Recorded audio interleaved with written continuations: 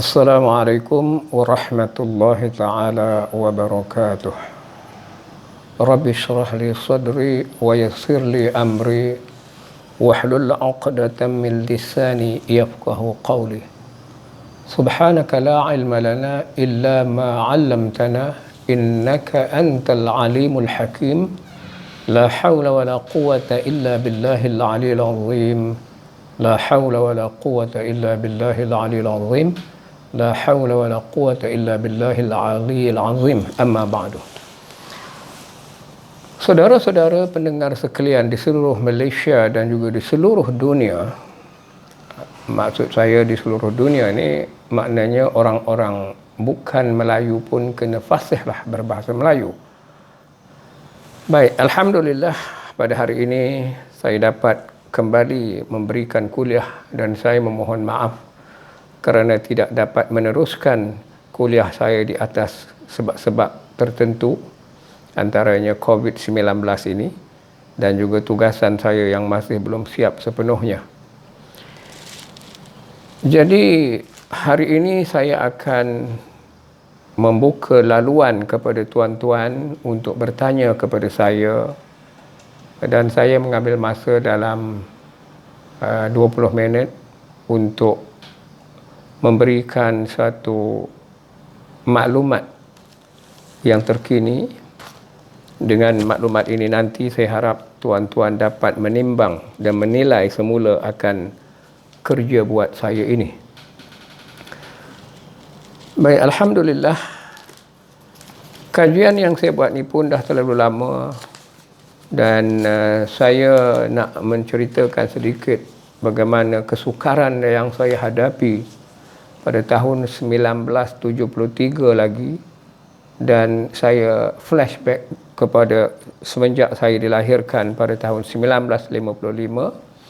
Saya telah memulakan program ini di awal kanak-kanak lagi. Jadi untuk saya mengemukakan pandangan ini, saya mendapat beberapa keratan-keratan berita-berita yang telah saya kumpulkan sekian lama untuk menjadi perhatian tuan-tuan. Jadi oleh kerana kajian ini kajian individu saya, semuanya berlegar dalam otak saya, dan saya sendiri yang mengalami hal ini melalui kajian peribadi saya, maka saya telah bertemu dengan ramai pihak, di antaranya Menteri-Menteri Kabinet Kerajaan Malaysia. Ini gambar-gambar saya bersama Menteri Air dalam majlis dialog.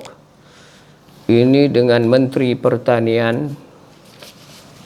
Ini ketika saya membentangkan kajian di Kementerian Dalam Negeri, saya berucap diminta oleh waktu itu Datuk Seri Ahmad Zahid Hamidi sebagai Menteri Dalam Negeri yang duduk di sini tepi ini.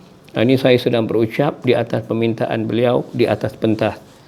Berucap di hadapan Menteri Dalam Negeri dan Ketua Polis Negara. Di bawah ini Ketua Polis Negara. Dan saya bentangkan kajian saya kepada pihak atasan. Yang ni saya bersempat bertemu dengan beberapa orang menteri-menteri kabinet, dan saya kumpul-kumpulkan gambar ni. Ini dengan Tun Mahathir waktu pertemuan dialog dengan CEO. Yang ini dengan Ketua Polis Negara. Yang ini dengan Naib Chancellor University Cambridge University, UiTM, Timbalan Naib Chancellor. Dan yang ini waktu saya bentangkan kepada menteri-menteri. Ini Presiden PAS. Yang ini dengan Pegawai Kanan Bukit Aman.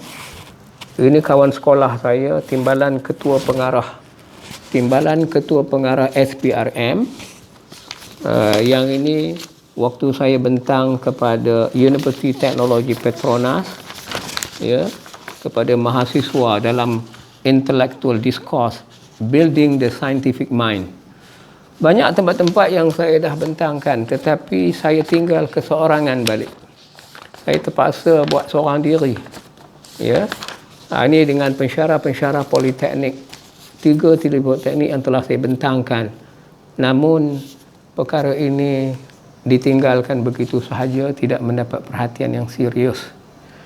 Akhir sekali saya terus menghadap Yang di-Pertuan Agong dengan satu harapan yang cukup besar.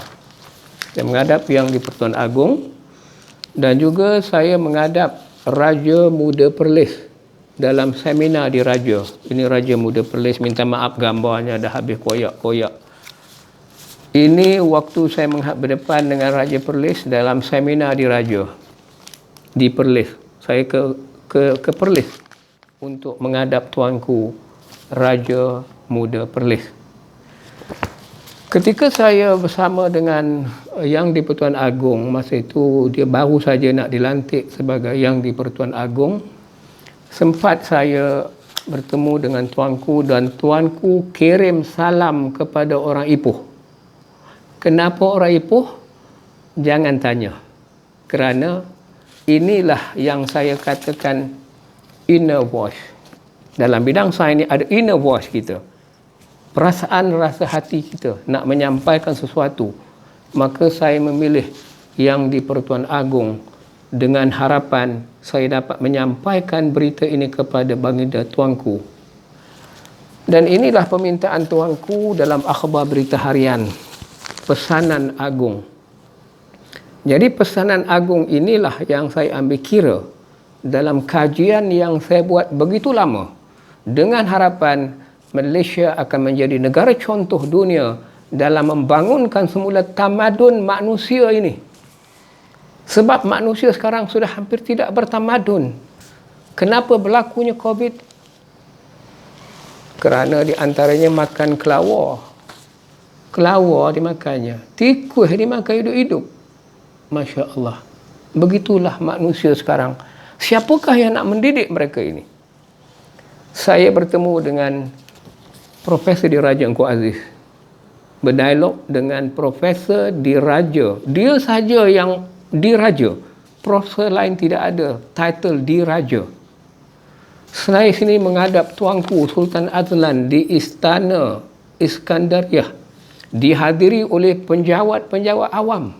Mereka tengok bagaimana saya bersama tuanku dalam sedikit perbincangan dengan tuanku mengenai kajian yang saya buat ini di atas permintaan tuanku di University Al-Azhar. Tuanku Sultan Azlan pernah berada di majlis alumni pelajar-pelajar University Azhar. Tuanku minta orang Perak buat kajian. Tetapi sayangnya kajian tidak dibuat. Akhirnya tuanku kembali ke rahmatullah. Saya berjanji kepada tuanku Sultan agar kajian ini disiapkan. Saya bertepan dengan Sultan, diperhatikan oleh penjawat-penjawat awam dalam balai rungsuri istana sempena sambutan Hari Raya Aidilfitri yang diraikan oleh tuanku sendiri di istana. Saya ada di majlis itu. Tuan-tuan, ini rasa hati saya untuk menyiapkan kajian ini. Hingga kan saya terpaksa berdepan dengan pembesar-pembesar negeri. Ya. Jadi tuan-tuan, oleh kerana kajian ini terlalu luas, saya sempat berbincang dengan Menteri Pendidikan, Datuk Seri Idris Yusof, waktu beliau menjadi Menteri Pendidikan. Beliau bercakap tentang ulul albab, sekolah imtiaz. Beliau jemput saya ke Terengganu untuk membentangkan kajian ini di Terengganu. Tapi apakan daya, beliau telah kalah dalam pilihan raya baru ni. Tidak dapat lagi jadi Menteri Pendidikan. Lepas itu saya jumpa dengan menteri-menteri lain untuk mengajak berbincang. Seperti yang dah tunjuk dalam gambar tadi. Jadi tuan-tuan, harapan saya cukup tinggi untuk negara ini. Namun saya tidak ada ruang untuk bercakap, memberikan segala kajian dan memberi pandangan mengenai bagaimana untuk membangunkan semula jati diri orang Melayu ini. Tuan-tuan jangan lupa, bangsa Eropah ni cemburu dengan kita. Di antara kenyataan yang dibuat dalam berita yang saya dapat kumpulkan ini ialah, ya, orang-orang barat ini rasa tidak senang dengan kita.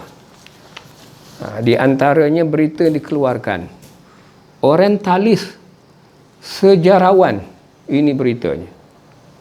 Orientalis dan sejarawan barat sembunyikan kehebatan Melayu. Saya tuliskan buku ni, Matematik Otak Kanan Melayu. Ya. Sejarawan dan juga orientalis memang tak senang dengan kehebatan Melayu ni. Apa saja orang Melayu buat, ditertawakan. Contohnya berita ni. Hinggakan orang Melayu suka mentertawakan bangsa Melayu. Inilah nasib kita. Melayu suka tertawakan Melayu. Bila saya buat kuliah di tepi jalan, ditertawakannya saya. Saya pakai, saya ketua saintis dunia. Dia boleh ketawa tengok saya. Padahal persidangan yang saya masuk dalam menyampaikan idea saya di persidangan dunia. Cuba tuan-tuan tengok saya punya anugerah, sijil anugerah saya ni. Persidangan dunia saya masuk. Antaranya Asia Pacific Science Congress. Berdepan dengan kuasa besar dunia. Dengan saintis Amerika saya berdialog. Banyaklah bendanya, saya tak bolehlah kupas dalam masa 20 minit ini. Kalau tidak, datang jumpa saya. Saya akan terangkan from A to Z. Ya? Itu dia. Jadi tuan-tuan, saya kadang-kadang rasa kecewa juga dengan sikap orang-orang kita ni. Suka sangat merendahkan bangsa sendiri. Sebab ada pepatah Melayu kata, hanya Melayu saja yang boleh menumbangkan Melayu. Kapak, ya, nak menumbangkan pokok tu, kayu yang boleh menumbangkan kayu. Tangkai kapak tu, ya, pemegang kapak tu tak boleh besi, sakit tangan. Sebab tu orang Melayu ni pandai membuat tamsilan. Kalau nak tebang pokok tu, dengan kayu juga. Jadi yang menumbangkan Melayu ni bangsa Melayu juga. Suka menghina bangsa sendiri. Saya banyak buat kuliah di jalanan. Diperlinya saya. Dikata orang tak betul. Tuan-tuan, saya pernah menyampaikan kuliah saya dalam persidangan USM, University Science Malaysia. Saya memberi idea dalam program angkasa lepas. Dia katanya saya tak betul lah ni beritanya. Dalam otak kanan Melayu hebat ni. Dituduhnya saya tak betul. Yang menuduh tu USM. Profesor universiti yang dikatakan ada PhD.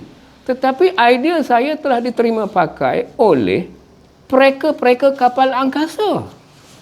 Ini berita keluar dalam akhbar utusan. Dan saya dah buatkan DVD-nya. Kalau nak beli DVD saya ni, bukannya mahal, RM20, RM25. Tuan-tuan ada duit mampu beli. Jangan dok kritik saya dari jauh saja. Mari kita berbincang secara serius. Saya belum tentu lama hidup, tuan-tuan. Saya harap segala research saya buat ni dapat saya bentang cara tersusun. Tetapi berikan saya tempat yang khusus. Saya bercadang nak bukakan makmal saya. Makmal pemikiran kreatif ni. Sayang bangsa Melayu tidak menghargai bangsanya sendiri. Contohnya seperti Hang Nadim, Singapura dilanggar todak. Budak kecil bagi idea, ditolaknya mentah-mentah. Akhirnya budak tu dicampuraknya ke laut. Tuan-tuan, jangan ulangi sejarah hitam Melayu ni. Kalau betul-betul tuan-tuan serius, ikhlas nak berjumpa saya bersedia dah. Anytime, anywhere. Kumpulkan semua sarjana-sarjana yang hebat di Malaysia ini. Profesor-profesor kumpulkan. Saya insya-Allah akan bentangkan research ini. Sebab saya sendiri dah menghadap Yang di-Pertuan Agong. Ini beritanya lagi. Angkatan Tentera nak lahirkan pemikir sendiri. Baguslah. Sebab tentera-tentera laut yang terbesar dunia, mereka ada mereka punya pemikir sendiri. Ini berita. Knowledge dengan otak. Saya jual ubat otak saya pula. Beli ubat otak Melayu. Ini ubat otak ni. Baru dapat maklumat daripada Mio. Mio ni orang Perak. Kalau nak tengok dalam handphone saya boleh. Apa kenyataan Mio? Tapi tak sempat dia nak cerita pada tuan-tuan. Dimakannya ubat ni, lapang otak dia. Dia dah boleh fokus. Sebab tu saya cakap, Saya cadangkan beli untuk anak. Anak tuan-tuan yang masih kecil tu, darjah 1, 2, 3 tu, yang duduk di rumah tu ni, makan ubat ni. Kalau nak order, saya banyak lagi ubat. Ya. Buku ni pun saya jual. Banyak lagi. Lepas saya nak buat filem lepas ni. Saya bertemu dengan Yusuf Haslam, pengarah Gerak Khas yang tuan-tuan tengok dalam TV tu. Ada gambar saya dengan Yusuf Haslam. Saya nak buat filem dokumentari ketua saintis dunia. Saya. Ini dream saya, my dream. Follow your dream. Kita dengar Honda ya, syarikat Honda. Dia ada agenda, dia tajuknya The Power of Dream. Mana-mana budak yang tak berjaya masuk universiti, dia offernya beasiswa. Jadi dia minta mahasiswa keluarkan dream dia. Ini dream saya. Kalau sekiranya Universiti Harvard boleh jemput saya untuk membentangkan brand saya, why not? Universiti Melaya tak serius. UKM tak serius. UiTM tak serius. Kalau betul-betul serius, panggil saya. Kumpulkan semua profesor-profesor di universiti. Saya bukan nak mencabar, tetapi saya dah penat. Dah penat melihat kerenah orang Melayu ni. Suka sangat mengenepikan bangsa sendiri. Ini rasa hati saya untuk hari ini. Saya hanya tinggal 2 minit lagi untuk bercakap. Kalau tuan-tuan nak bertanya, tanya sekarang. Dalam handphone nanti, tanyalah apa. Nak kritik pun sila. Tapi kritik jangan dengan emosi. Dengan ilmu. Sebab tuan-tuan orang berilmu. Saya buat ni bukan kerja yang main-main. Saya ni ialah pelajar Maktab Perguruan Persekutuan Pulau Pinang. Maktab yang sangat terkenal di Malaysia. Ya. Jadi tinggal 1 minit lagi saya nak bercakap. Ini rahsianya. Kenapa waktu saya bercakap dengan angkasawan, saya tanya angkasawan negara, boleh tengok dalam DVD saya, dialog saya dengan angkasawan. Saya tanya pada Syekh Muzaffar, kenapa angka terhenti pada waktu dia naik kapal angkasa tu? Saya tengok dalam TV ketika dia naik kapal angkasa, Soyuz. Dia menumpang dalam kapal Rusia. Malaysia mana ada roket? Sebab tu kerajaan Perak akan buat roket. Tak percaya, tengoklah surat khabar. Dalam berita harian dia keluar. Tempatnya di Manjung. Ni berita roket ni. Newton 3 to face zero gravity. Pokok Apple Newton dulu dibawanya ke angkasa. Saya tanya pada Syekh Muzaffar, dia tak boleh nak jawab soalan saya. Sebab tu angkasawan kita kena orang yang hebat. Menguasai ilmu bukan saja di langit, di bumi dan seluruh cakrawala ini. Jangan pergi ke angkasa untuk seronok aja. Minta maaf ya kepada angkasawan negara. Saya bukan mengkritik. Allah sebut dalam Quran, ya ma'syaral jinni wal ins. Wahai kumpulan jin dan manusia, kalau kamu boleh menembusi langit, kata Allah. Tetapi kenapa Amerika menguasai bidang angkasa? Sebab tu mereka ada maklumat-maklumat. CNN, cable network. Mereka ada satelit. Kita apa yang ada? Kita banyak buat fitnah. Mengkritik orang tanpa ilmu. Mengikut emosi dan perasaan. Saya bukan perasaan saya. Saya nak menjelaskan kenapa orang Melayu bersikap begitu. Tolonglah. Ubahlah sikap orang Melayu. Supaya kita akan membina semula tamadun baru dunia ini. Sempurna normal baru dunia ini. Ya. Saya harap tuan-tuan faham hasrat hati saya. Kadang-kadang saya hampir-hampir kecewa. Kadang-kadang waktu bangun tidur, bila bangun saya masih hidup. Kadang-kadang saya fikir saya dah mati. Tuan-tuan, fikirkan semasak-masaknya. Dan kalau tuan-tuan nak jumpa saya, jumpa dengan hati yang betul-betul mahu berbincang. Bukan menyindir, bukan mengkritik tanpa ilmu. Jadi itu saja untuk hari ini. Minta maaf di atas apa kata-kata yang tidak menyenangkan perasaan tuan-tuan. InsyaAllah tuan-tuan berilah pandangan. Kalau tuan-tuan tak setuju pun katalah tak setuju. Lepas itu kita berjumpa. Hati ke hati. Face to face. Sebab saya sendiri dah menghadap Yang di-Pertuan Agong. Dah berjumpa dengan Raja-Raja Melayu. Dah jumpa dengan para menteri. Saya harap saya dapat jumpa tuan-tuan yang ada rasa hati. Mahu melihat bangsa Melayu ini membina semula empire pemikirannya yang hebat. Dengan izin Allah. Sekian. Assalamualaikum warahmatullahi ta'ala wabarakatuh. Jangan lupa beli ubat saya ya. Ubat banyak ni, RM20. Saya khususkan untuk orang Perak. Kalau habis ubat tu, saya akan bekalkan lagi. Sekian, terima kasih.